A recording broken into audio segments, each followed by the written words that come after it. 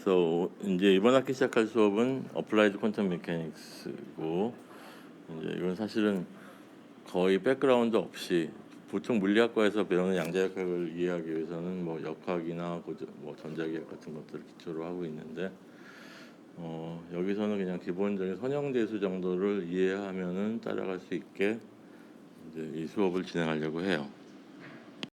그래서 양자역학이라는 걸 시작하기 전에 우리가 19세기 말까지의 이제 상황을 살펴보면은 19세기 말까지는 뉴토니안 미케닉스, 그다음에 일렉트로마그네틱 시어리, 그다음에 스태티스티컬 미케닉스, 통계역학이라고 불려지는 이제 고전 물리학의 3축이 완성이 된 상태였어요. 그래서 뭐 뉴턴 미케닉스는 잘 알겠지만 아이작 뉴턴이 17세기에 이제 프린시피아를 씀으로써 완성이 됐고, 이어서 한 100년 뒤에 영국의 공학자인 제임스 클럭 맥스웰이 뉴턴의 역학을 이용해서 전기기관을 발명했죠.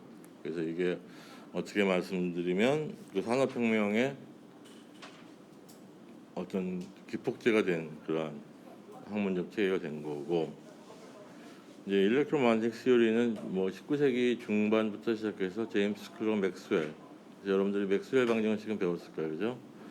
그다음에 마이클 패러데이는 그 사람이 유명한 건 전기를 발명했잖아, 그죠? 전기를 발명해서 마이클 패러데이가 전기를 발명했고, 그래서 19세기 말에 이제 어떻게 보면 현재 문명의 가장 기본적인 전기 발전에 대한 그런 기초를 쌓았죠. 그다음에 통계역학은 이제 볼츠만이 19세기 말에 다 정립을 한 거고. 근데 이러한 이제 고전 물리학은 두 가지의 전제 조건을 갖고 있어요. 뭐냐면은 모든 중요한 양, 오브저버블이라고 불리는 물리적으로 중요한 양은 연속적인 값을 갖는다. 그래서 이를테면 에너지라든가 모멘텀이라든가 그런 것들이, 그 다음에 삼라만상은 입자 아니면 파동으로 구성되어 있다. 그래서 이 세상을 구성하는 것은 입자하고 파동이지 그 중간에 어느 것도 아니다 하는 전제 조건을 세웠어요.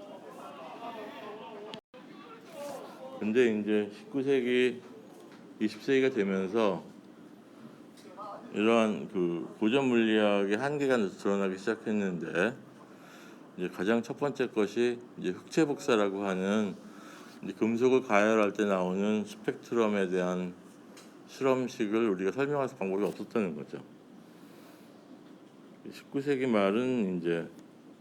말에 하필이면 왜 스펙트로미터가 등장했냐 하면은 제국주의 시대라서 남들보다 좋은 금속을 재련할 수 있는 기술을 확보하는 것이 이제 어떤 국가 간 경쟁의 가장 기본적인 사활을 걸고 있는 문제였기 때문에 이런 분광학이 발달했고, 그 실험식은 다음과 같은 식으로 주어졌는데, 이 실험식은 이제 한이라고 하는 어떤 주파수에다가 플랑크 상수라고 하는 비례 상수를 곱한 거를 지수적인 함수에 빼기 마이너스 1을 나눠주는 이런 값으로 됐는데, 이제 문제는 이것을 설명할 수 있는 방법이 없었다는 거예요. 그래서 네노라는 물리학자들이 다 이 흑체 복사의 실험식을 유도하려고 했으나 실패를 했어요.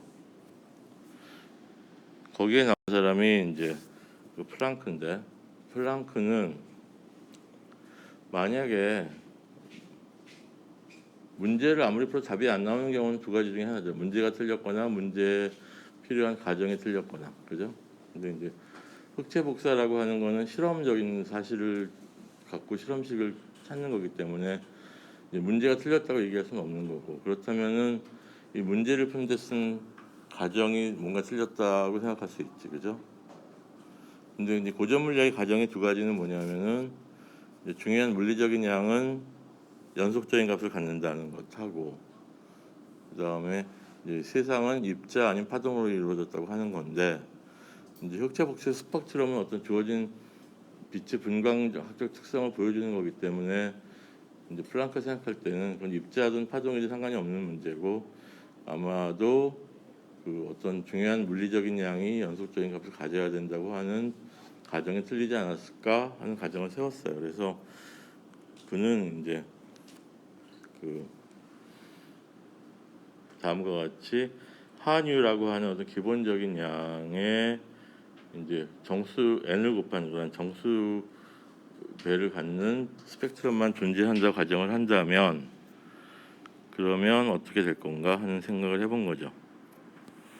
그래서 이제 우리 잘 알고 있는 무한정비급수의 식을 이용하면은 이제 이 n은 n 한유라고 쓰고 그럼 어떤 이걸 평균값을 구하기 위해서 xn에 대한 값을 구해 보면은 이제 이렇게 쓸 수가 있죠, 그죠? 그래서 이 무한정비급수를 더해 보면은 pn은 2의 마이너스 2n 오버 kbt의 k가 될 거예요, 그죠? 그래서 위에서 앞에서 구한 식을 다시 써보면은 이제 pn은 2의 마이너스 2n 오버 kbt의 k가 되고 이거를 대입을 하게 되면은 이제 이런 식이 나오게 되는 거죠.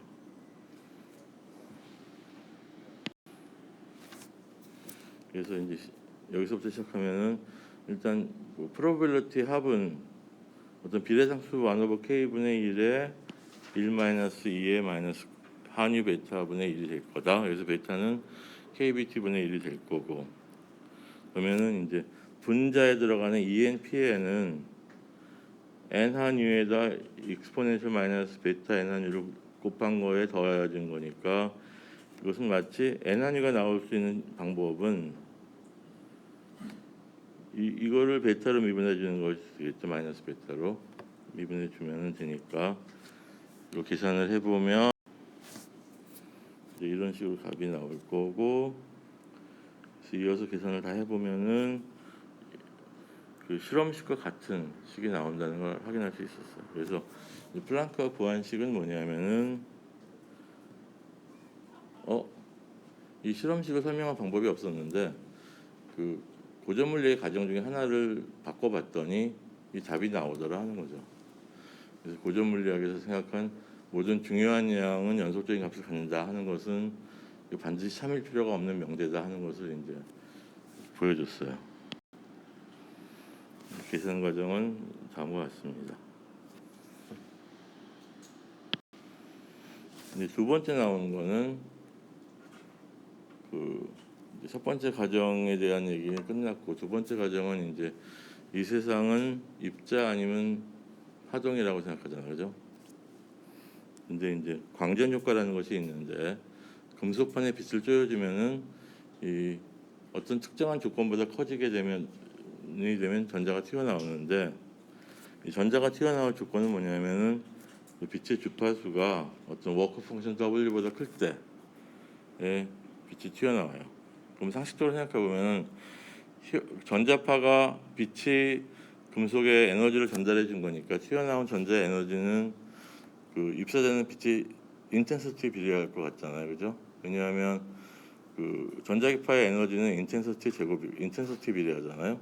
일렉트릭 필드의 제곱 플러스 마그네틱 필드의 제곱에 비례하는데 이제 튀어나온 에너지는 인텐시티하고 상관이 없고 다만 전자의 개수는 인텐시티 비례하더라 하는 거였어요. 그래서 이걸 설명하는 좋은 방법은 아인슈타인이 1905년에 쓴 4페이지짜리 논문인데 여기에 의하면 그 빛이 파동이 아니라 입자처럼 행동해야지 이 광전자 효과를 설명할 수 있다 하는 걸 이제 논문의 주제로 삼았어요.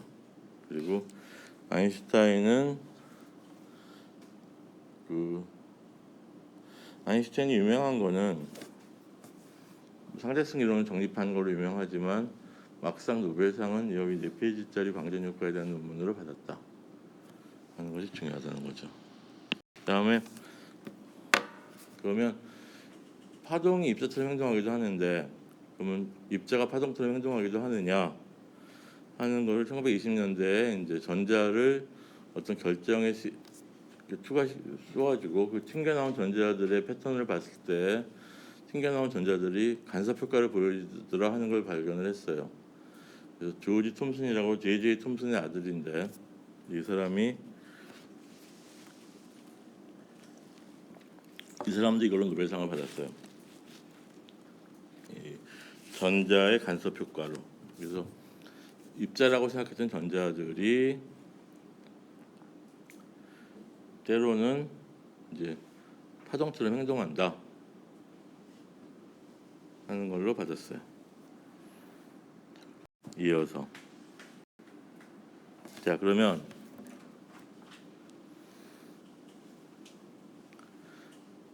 이제 우리가 두 가지 고전 물리학의 가정에서 틀릴 수 있다는 걸 발견한 거죠. 그러니까 뭐냐면 중요한 양들은 불연속적인 값을 갖는다. 그다음에 입자가 파동처럼 행동하기도 하고 파동이 입자처럼 행동하기도 한다. 이런 서로 일견 모순돼 보이는 현상을 설명할 수 있는 이론을 누가 처음 세웠냐면 1926년에 어윈 슈레진저가 그 이론을 세웠어요. 그러니까 입자처럼 행동하기도 하고 파동처럼 행동하기도 하는, 여기는 웨이브. 그래서 입자는 이제 여기는 사실 고전 물리학을 여러분들이 안 배웠지만은 이 두 가지 사실은 그냥 믿읍시다. 이게 학부 고전 물리학을 한 학기쯤 하면 기말고사 볼 때 나오는 건데 그 최소 작용의 원리가 있어요. 그래서 두 점 A와 B 혹은 T는 T1에서 T2까지 가는데 이 입자가 선택하는 경로는 운동 에너지를 최소로 하는 경로를 택해요. 우리가 모페트의 법칙이라고도 하기도 하고 또는 최소 작용의 법칙이라고도 해요. 반면에 파동은 페르마의 법칙을 만족해. 뭐냐면 A에서 B까지 이제 파동이 가는 경로는 그 리프렉티브 인덱스에 대한 적분이 취소가 되거나 아니면 그 위상 속도, 페이스 벨로시티의 역수가 최소가 되는 경로를 따라가요. 우리가 페르마의 법칙이라고 프린시플이라고 해. 모페트의 법칙. 그러면 어떻게 되겠어? 입자가 파동처럼 행동하기도 하고 파동이 입자처럼 행동하기도 하려면 어떻게 돼요? 이 두 법칙이 동등해야 될 거 아니야, 그죠? 그래서 이제 슈레딩저가 한 건 뭐냐면은 그 리스트 액션 프린시플 혹은 모페트의 법칙이라고 하는 거죠. 하고 페르마의 프린시플,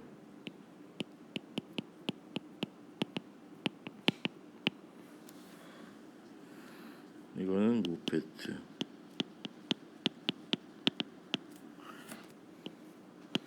두 개가 동시에 성립할 조건이어야 되겠죠, 그죠? 왜냐하면 파동이라고 생각했던 것이 입자처럼 행동하기도 하고 입자라고 생각했던 것이 파동이라고 행동한다면 어떤 특정한 조건에서는 이 두 개가 동시에 만족돼야 되는 거죠, 그죠? 동시에 만족될 조건이 뭐냐 하는 걸 생각해봤어요.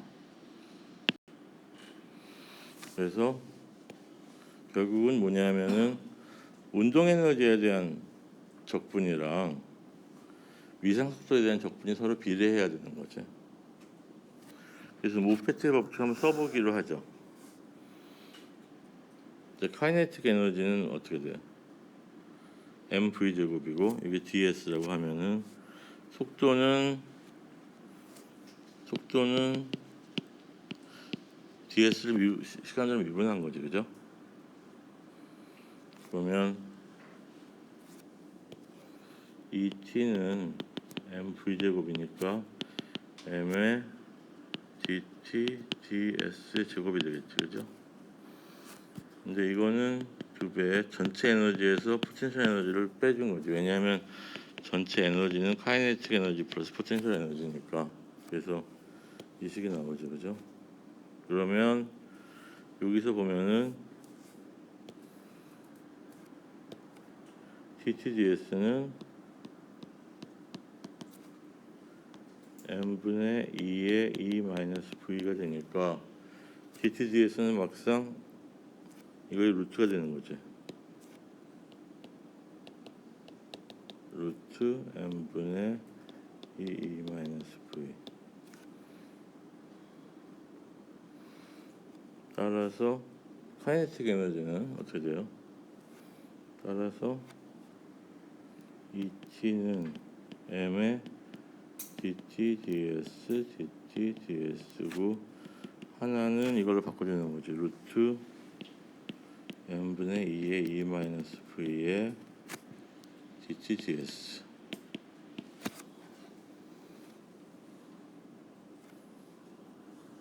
그죠?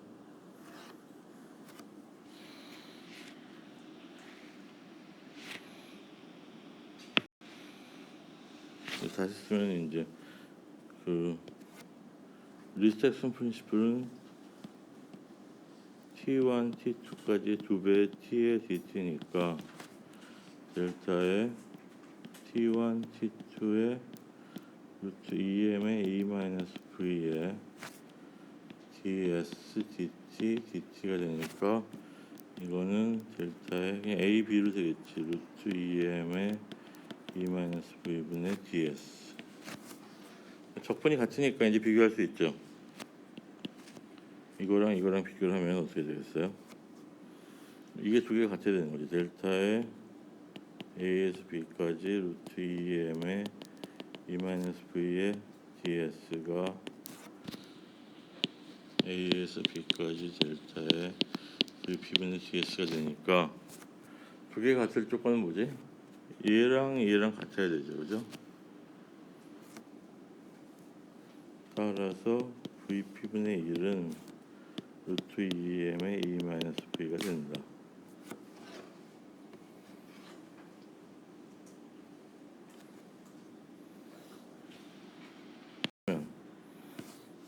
vp는 뭔가 루트 2m의 e 마이너스 v가 되고 거기에 뭔가 상수를 쓸 수 있겠죠. 비례상수. 컨스탄트. 그죠? 그래서 그거를 쓰면 어떻게 돼요? 그래서 아까 역수를 여기 c분의 2m 마이너스 v가 되겠지. 그래서 2에다가 한 이유를 쓰고 그 다음에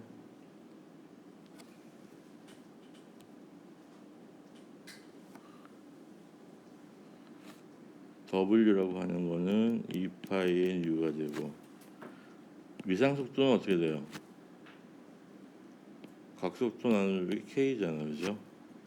VG는 DK, DW고 그러면은 VG분의 1은 DW, DK가 되니까 이거는 W는 2파이 U니까 2파이분의 D뉴 DK가 되고 K는 어떻게 돼요? 오메가분의 K가 VP니까 K는 VP분의 오메가네, 그죠? 그래서 2파이 D 뉴 D 오메가분의 VP가 돼서 오메가는 2파이 하뉴 2파이 뉴가 돼서 D 뉴 D VP분의 U가 되는데 2는 한유니까 이거는 다시 쓰면 D2분의 D의 2분의 VP가 되겠죠, 그죠? 여기서 이렇게 이 식이 나왔어요, 그죠? 그래서 이 식을 다시 쓰는 거죠. 그러면 VG는 아까 속도 나왔죠. 속도는 처음에 그랬죠. m분의 2의 e 마이너스 vg.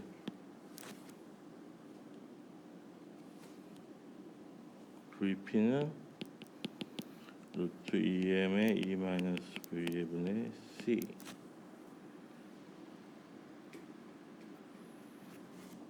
그래서 아까 DET의 VP분의 2는 어떻게 되겠어요? DE의 D의 C 그대로 있고 2의 루트 2m e 마이너스 v가 되는데 만약에 t가 2라고 가정하면은 어떻게 돼요? 그러면 이거는 t2에 d에 루트 2m의 e-v가 돼서 계산하게 되면 어떻게 되겠어요?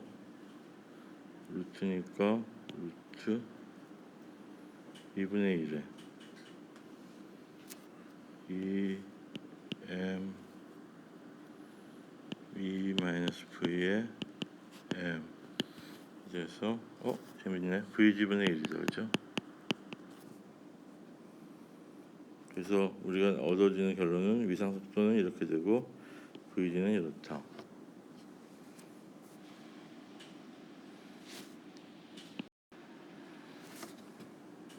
모멘텀은 mv니까 m 곱하기 m분의 2의 e-v가 돼서 루트 2m의 e-v가 된다.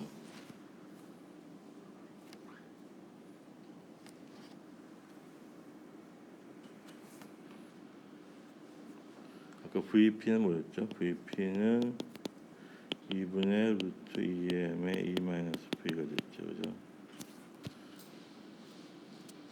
이거는 뭐가 있어요?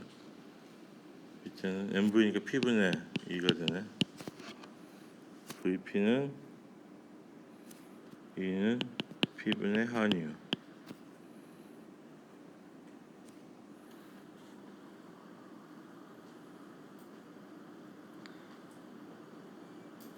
여기서부터 드브로이 웨이브랭스도 나오죠.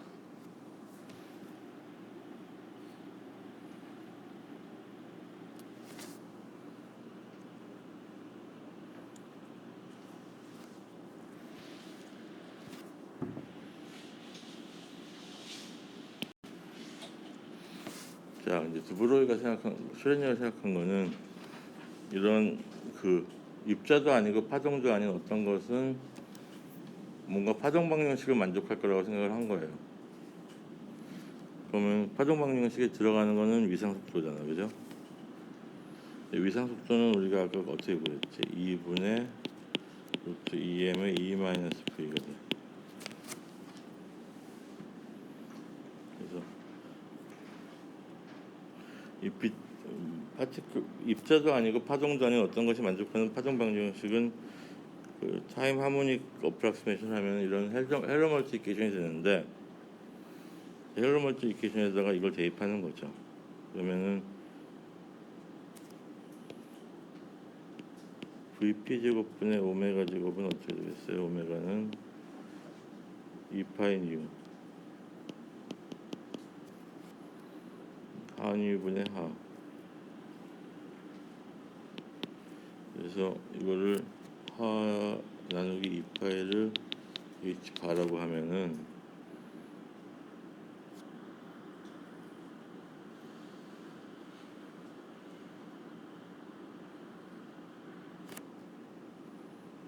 아까 어디 갔지? 오메가는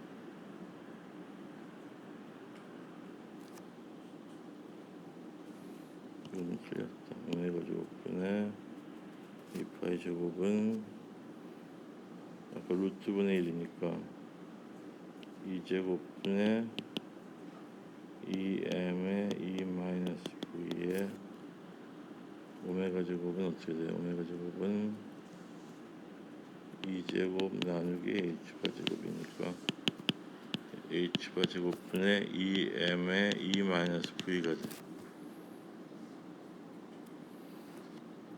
그래서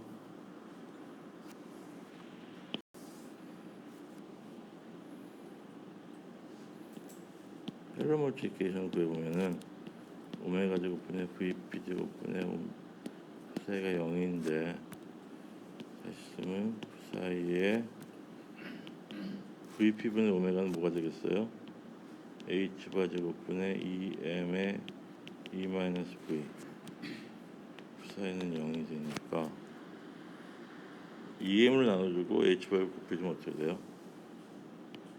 2m분의 h바 제곱의 사이 E-V의 F사인은 0 혹은 E F사인은 마이너스 2m분의 h바 제곱의 F사인 V F사인이 되지, 그죠? 이거 많이 본 거죠? 뭐였죠? 슈레인저 방정식이죠, 그죠? 그렇죠. 그 사실 내가 요새 나와 있는 대부분의 물리학 양자역학책을 보면 마음에 안 드는 게 양자역학책은 항상 이 방정식 써주고 시작하거든요. 양자역학의 기본 방정식은 슈레인저 방정식이다 하고 시작하거든, 보통 양자역학책들이. 근데 어느 책을 들여다봐도 이 슈레인저 방정식이 왜 나왔는지를 설명하는 책은 그렇게 많지 않아, 거의 없는 것 같아. 근데 내가 한 건 뭐냐면 슈레인저가 원래 쓴 논문을 봤어요. 26년 논문을 이제 현대어로 번역을 해보니까 결국 뭐냐면은 그 입자가 파동처럼 행동하려고 하면은 결국은 리스트 액션 프린시플을 만족하는과 동시에 페르마의 프린시플을 만족해야 되고, 파동이 입자처럼 행동하려면 페르마의 프린시플을 만족함과 동시에 최소 작용을 만족해야 되니까 이 두 가지 조건을 동시에 만족할 수 있는 유일한 조건은 뭐냐면은 그 위상 속도가 이제 이런 조건으로 나온다는 거죠. 아까 보한 루트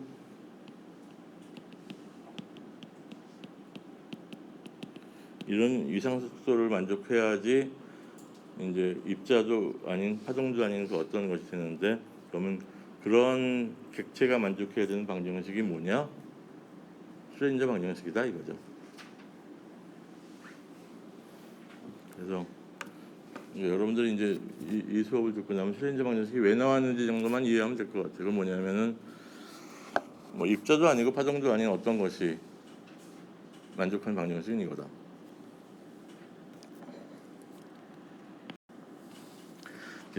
뭐 시간에 대한 걸 집어넣으면은 다음과 같이 타임 하모닉 펑션이 될 수가 있다는 거죠. 이거는 뭐 자세하게 얘기 안 할게요. 그래서 이제 그러면 이 답이 뭐냐 하는 여기서 왜 파동 방정식의 답 사이가 뭐냐 하는 거에 대한 걸로 이제 20년대 말 중반 이후에 그 유명한 코펜하겐 논쟁이 있었어요.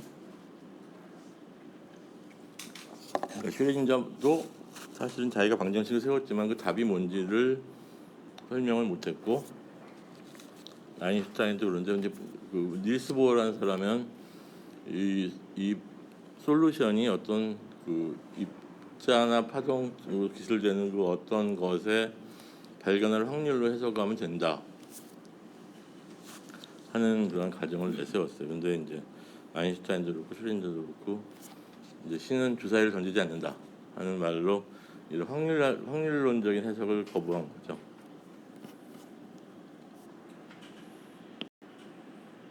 안 굵었는데. 그래서 이제 우리 간단히 생각을 해보면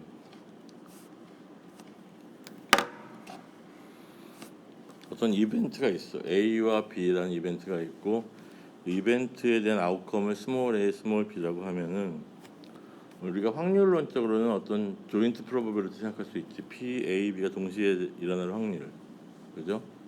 이건 어떻게 쓸 수 있어요? 조건부 확률로 쓸 수가 있죠. 그래서 A가 일어난다는 조건 하에 B가 일어날 확률, 컨디셔널 프로버빌리티, 그죠? 또는 B가 일어날 확률 하에 A가 일어날 컨디셔널 프로버빌리티로 설명할 수가 있는데, 갑자기 굵어졌지 이게?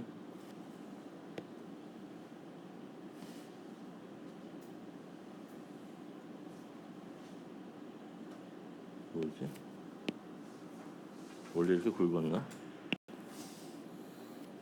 이건가?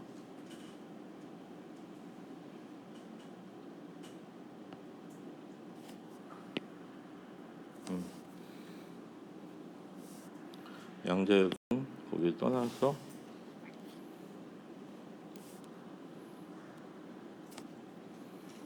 이제 세 개의 이벤트가 있을 때 대문자로 ABC와 소문자로 ABC라고 하는 확률이 있을 때, 그러면은 A가 일어난다는 조건 하에 C가 일어날 조건의 확률은 어떻게 돼요?